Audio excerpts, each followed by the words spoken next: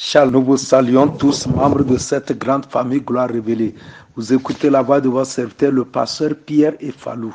Notre thème aujourd'hui est « Le Saint-Esprit peut le faire ». Nous lisons dans Zacharie 4, les versets 6 et 7. La Bible dit « Alors il reprit et me dit, c'est ici la parole que l'Éternel adresse à Zorobabel. Ce n'est ni par la puissance, ni par la force, mais c'est par mon esprit, dit l'Éternel des armées. Qui es-tu, grande montagne devant Zorobabel? Tu seras aplani. Il posera la pierre principale au milieu des acclamations. Grâce, grâce pour elle. Alléluia. Aujourd'hui, je veux te faire comprendre par la grâce de Dieu que dans ce monde, il y aura toujours certaines situations qui apparemment vont te paraître insurmontables. Il y aura certains problèmes qui n'auront pas de solution physiquement, je ne sais pas, matériellement, financièrement, qui n'aura pas de solution humaine.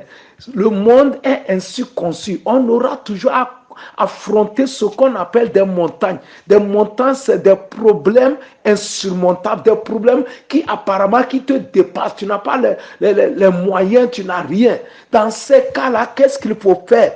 Est-ce que Dieu veut qu'on meure? Est-ce que Dieu veut qu'on soit bloqué, que c'est fini pour nous? Non. En tant qu'enfant de Dieu, la Bible dit que rien n'est impossible à Dieu et tout est possible à celui qui croit. Donc nous sommes des croyants, même si nous n'avons pas l'argent, nous n'avons pas les millions, nous n'avons pas les relations, on ne peut pas se prendre des avocats, nous n'avons pas, je ne sais pas, des ministres ou des présidents dans nos familles. Nous pouvons vivre et triompher aujourd'hui si nous comprenons le secret que la Bible nous donne dans ce verset. Vous voyez, Zorobabel était confronté à un problème, il est bloqué et dans sa mission et il a passé par toutes les méthodes, tous les moyens, ça ne marchait pas. C'est là que Dieu l'a donné une vision. Et selon cette vision, Dieu lui disait, il te faut chercher mon esprit, chercher mon onction. Et Dieu lui dit que la force humaine, la puissance humaine, ça veut dire l'argent, les moyens, les relations, arriver à quelque part,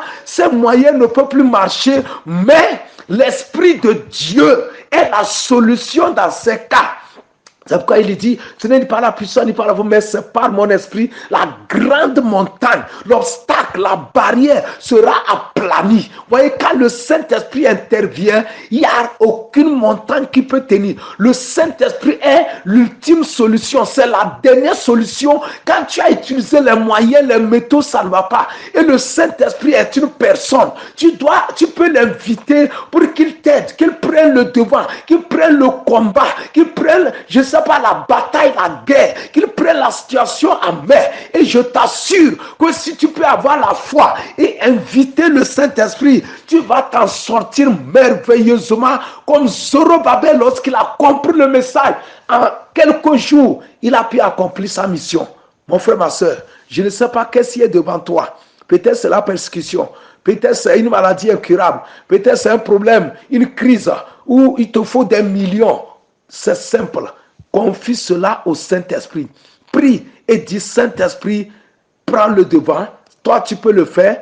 Aplanis cette montagne devant moi et avec une assurance totale. Voyez, Jésus, toute sa vie, depuis jusqu'à de 1 jusqu'à 30 ans, précédemment, depuis son enfant jusqu'à 30 ans, il était connu simplement comme un fils de charpentier, comme un charpentier. Personne ne le connaissait comme le Messie, le Sauveur du monde. Mais lorsqu'il a été baptisé à 30 ans, et que l'Esprit de Dieu est descendu sur lui, l'a rempli. Dans Luc 4, la Bible dit que l'Esprit de Dieu l'a conduit dans le désert. Et quand il revenait dans le verset 14, la Bible dit qu'il était revêtu de la puissance du Saint-Esprit. Et son histoire a changé. Sa renommée s'est répandue. Il est rentré dans le temple où il avait l'habitude d'aller depuis l'enfant.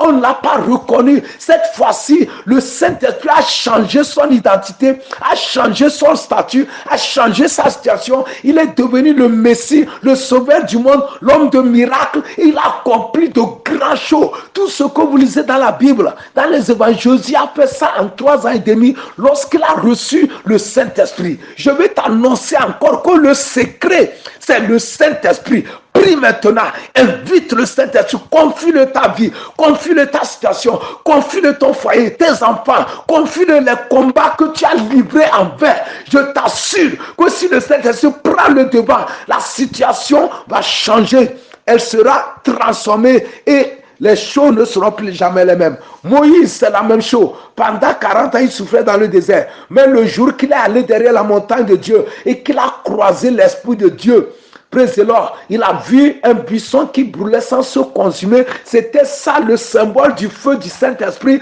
que Dieu lui disait que je vais déposer sur toi. Son histoire a changé. Il est devenu un Dieu devant Pharaon. Toutes les puissances de Pharaon et autres ne pouvaient plus tenir devant lui. Et il a pu délivrer le peuple d'Israël qui souffrait en Égypte. Mon frère, ma soeur, je ne sais pas où tu te trouves, mais je sais que tu as besoin de la puissance du Saint-Esprit pour triompher, pour réussir, pour prospérer, pour lever la tête. L'Esprit de Dieu doit te conduire dans ce monde méchant. Je prie pour toi. Lève ta main. Dis, Seigneur Jésus, j'ai besoin de ton esprit. Qu'il me charge, qu'il m'inonde, qu'il me remplisse.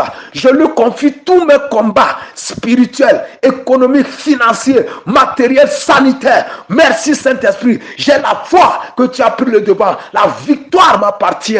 Au nom de Jésus, j'ai prié reçu. Amen. Tu es béni. Que le Seigneur soit avec toi. Amen.